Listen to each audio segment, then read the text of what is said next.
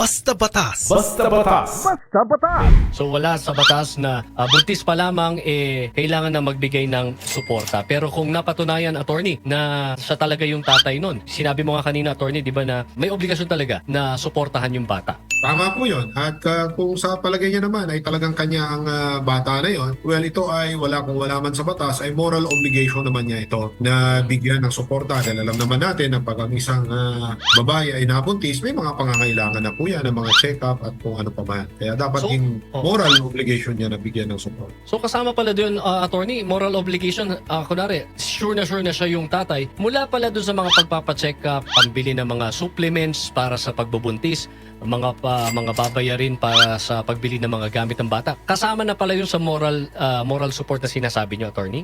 Well, ito ay ang moral support ay moral obligation, hindi yan enforceable kumbaga sa batas ha. Hindi yan legal obligation. Kumbaga, Ayun. kargo ng konsensya niya na ang ibig sabihin natin diyan. Na kung talagang sure naman siya at alam niya na siya talaga ang ama, na hindi ba dapat ay magbigay siya ng suporta at huwag niyang i-abandon yung kanyang girlfriend o nagkaroon sila ng relasyon. Basta Batas. Basta Batas. Basta Batas!